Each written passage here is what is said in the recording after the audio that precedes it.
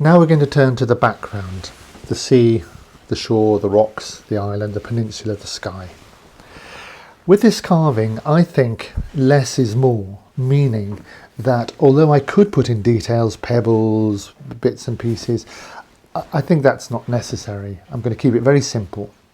The second rule is, if less is more is a rule, the second rule is that the further away we get, the less detail we have, the smoother it is. So we'll have more facets, more texturing nearer the viewer than we have further away, and that's going to be one of our rules. So I'm going to start here at the sky, clean this up, and while I'm at it, leave a bit of texturing over the horizon line, which here it is, I've already put in order to give a sense of clouds, perhaps a little bit of that in the sky in the distance. Before I start the carving, let me show you something. You can see that the back of this, the whole board has warped. If I put the straight edge on, you can see it's flat up to here, and then this bit at this end where my hand is has warped. This happens sometimes even though I've allowed for the grain to cup the wood in this direction against the wall.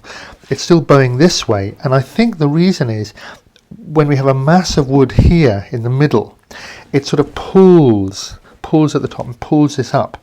There's not a lot you can do about it. It's a little disappointing. It doesn't always happen. If you try and flex this back, you're in great danger of breaking this because it's still short grain. We're along the fibres this way. So there's not much we can do about it, and I might end up putting a frame around here just to disguise it. So for the moment, when we put it on the bench, what we have to do is if we're clamping it like this, actually wedge it at the back like this, so that our pressure here on this bit of wood doesn't crack across. So when we clamp it, we're going to wedge it like that, if that happens to you. So I'm going to put these pieces in here, and my dogs, and then we're ready to start carving. So I'm coming in from the side with a flat gouge and just smoothing this back now, removing all those little points that were left from the Forstner bit. And when I get to the sky here, I'm going to have to, the horizon, when I get here I'm going to have to set this in. So I'm going to run up to it.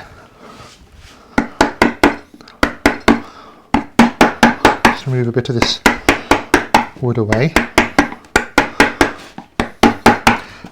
and then I'll set in with a chisel straight down, like so, on the line like that.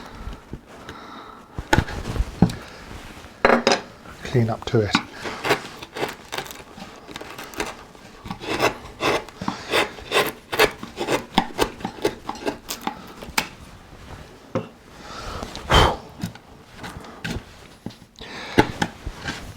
So what I'm going to do is, with a slightly deeper gouge, finish off the background here, so in little short strokes, and that'll give a little bit more texture to the wood just above the sky and imply a sort of clouds or a bit of weather in this bit here. And the back here will be much smoother. Nice finish. So nice clean cuts. If there's anything in the grain that's interesting, you can sort of try and use that. But we're going to work our way all the way along, and certainly up to this waist here where the trees are, leaving the island but setting in the horizon. That's my horizon line set in. I'm going to leave a ledge of about 3 mil, 1/8 of an inch here for a shadow all the way along. So I'm not going right back to the background, but I'm not curving it over. So there's a little bit of a hard line there. Slightly taper that at 10 degrees if you like, but don't undercut it.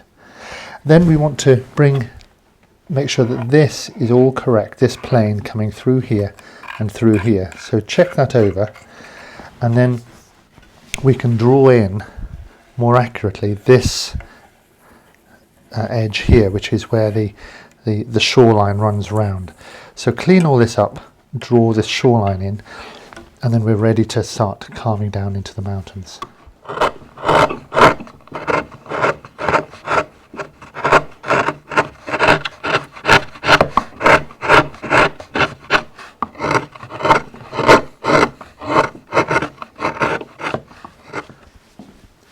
In our drawing, we see that the shoreline goes round like this. We have mountains here, and we have a little bit of shore here that goes round. Now I'm going to keep my the edge of the sea here using this grain, and my shoreline comes out as if it's comes out of frame, so as if it's sweeping around like this, and then becomes more and more nearer the horizon, which is this line here at the back, but below it becomes more and more parallel with it as it gets further away. So I've got the edge of the sea here, but there will be this line coming along there, somewhere like this, which represents this shore. So I've got to make sure I separate this as we go along. So I'm going to start here by just separating the sea from the edge, and then I'm going to create a sense of that as I bring the mountains down. So V-tool in first, and then I'm going to take some of this wood away down here.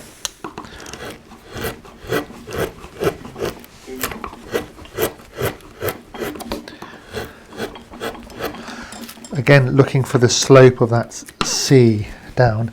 I'm going to foul in there a little bit, so I'm going to have to use my my bent tools like so.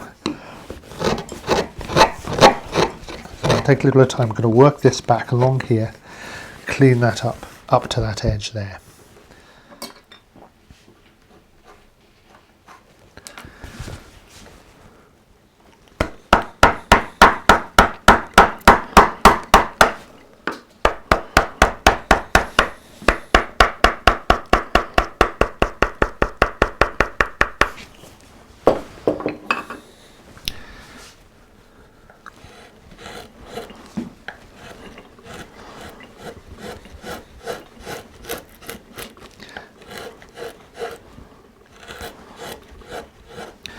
So this shoreline is going to slope back with just a little bit of an edge here.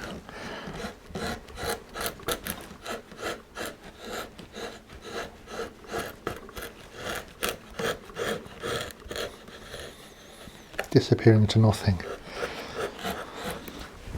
And then here I want to start dropping these hills down, more down here, so that this plane is more upright. So this is following the plane of the sea, and then these mountains come in at a bit of an angle, more parallel, if anything, to the back than this plane. So put the wood off here.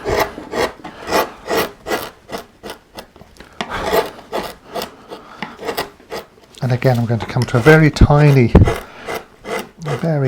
little change just on that line there.